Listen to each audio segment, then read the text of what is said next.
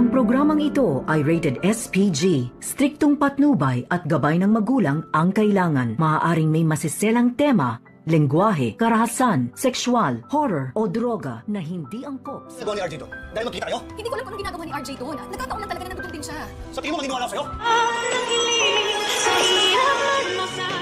Sinubukan nga magpaliwanag ni Lynette dito kay Carlos Benitez na hindi daw niya alam kung ano ang ginagawa ni RJ roon.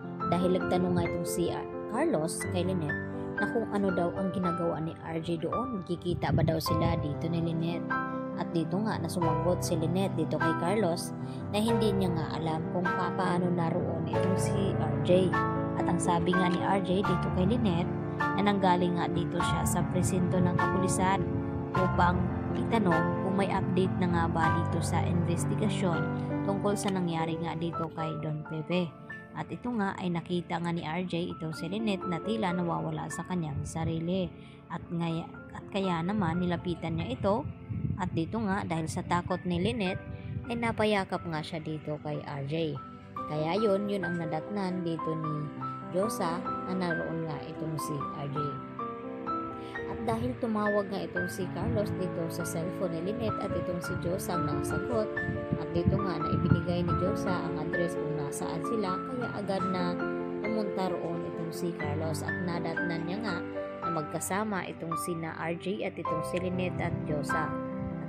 At dahil dito, tumindi ang selos dito ni Carlos at dito nga na hinila palabas ng restaurant itong si Lynette. Kaya nang makarating na nga sila dito sa tahanan ni Carlos, ay dito na nga na nag-usisa ito kung ano daw ang ginagawa ni RJ roon at niloloko ba daw siya dito ni Lynette. At mariin naman na itinatanggi ni Lynette na walang ganun. At hindi nga napigilan ni Carlos ang kanyang sarili na batuhin nga ng baso itong si Lynette kaya tumama sa kanyang braso. At dahil dito, sakto naman na dumating itong si Chang Susan kaya agad niya nakita kung ano ang ginawa ni Carlos dito nga kay Lynette. Kaya napagtanto ni Aling Susan kung anong klaseng tao ang napangasawa dito ni Lynette na dapat hindi niya ito hahayaan na sinasaktan siya nito. At ito na si Aling Susan ang mangingialam na dapat hiwalayan siya dito ni Lynette dahil hindi deserve ni Lynette ang ganoong klaseng tao. Samantala, labis naman ang pag-aalala dito ni RJ dito nga kay Lynette dahil kung mahal daw talaga siya ni Carlos, dapat hindi lang sa pagpapahinga ang ginagawa ni Carlos dito kay Lynette, dapat daw ay inalagaan niya nga ito dahil napansin nga dito ni RJ na parang lumalala na nga itong trauma ni Lynette kaya agad naman na nag-alala ito at dito naman niya na sinangguni dito kay Doc Meneses na dapat daw hindi ganoon ang mga pagtatrato dito ni Carlos kay Lynette. At nagbigay naman ng pahayag itong si Doc Meneses sa kanyang kaibigan na sana daw ay ibigay na lamang ni RJ ang kanyang pagtitiwala dito kay Carlos at pag-aalaga dito kay Lynette dahil asawa na nga raw ni Carlos itong si Lynette at labas na nga siya roon.